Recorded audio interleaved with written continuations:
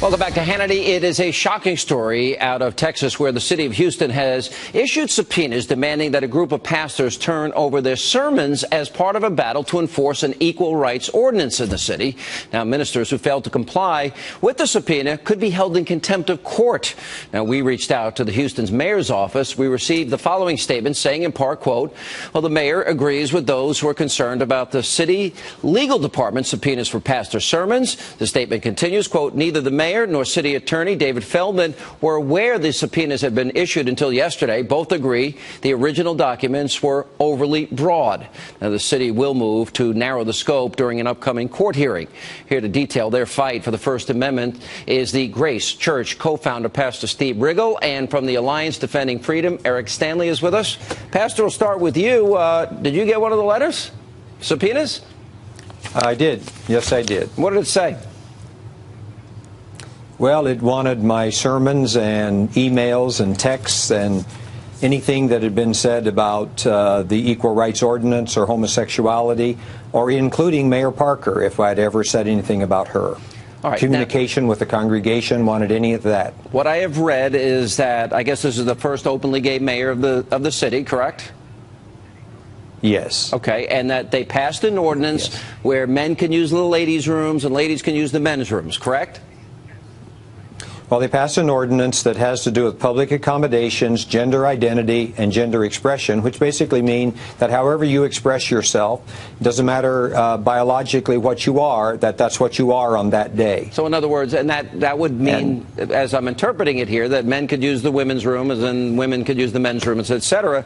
And I understand that there was a referendum movement where you needed 17,000 signatures, you got over 50,000, but yet they still rejected it. Is that true?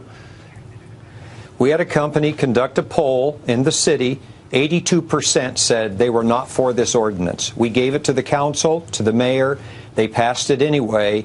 And so we enacted a referendum, a petition drive. We gathered 55,000 signatures. We needed 17,200.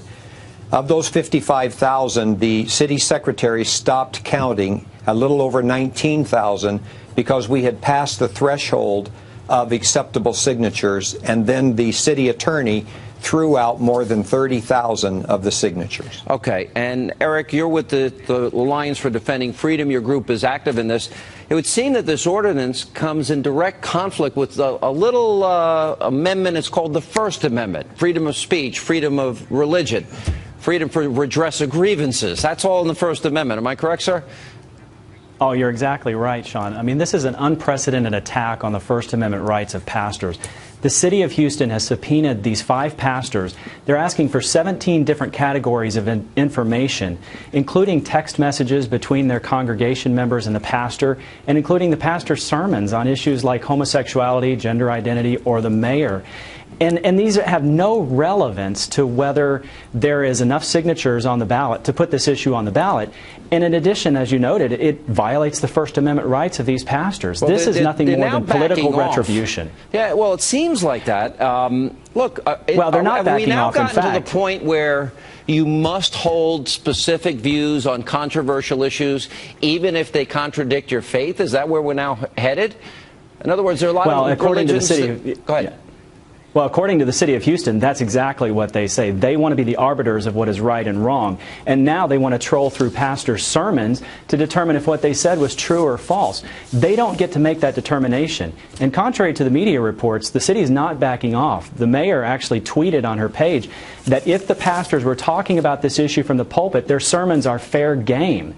Do we really want government officials to be trolling through the content of pastor sermons? Listen, Pastor, I'll ask you this. From my perspective, under no condition should you comply with this unlawful edict and set a precedent this way. Are you willing to go to jail to defend your rights to preach and freedom of religion?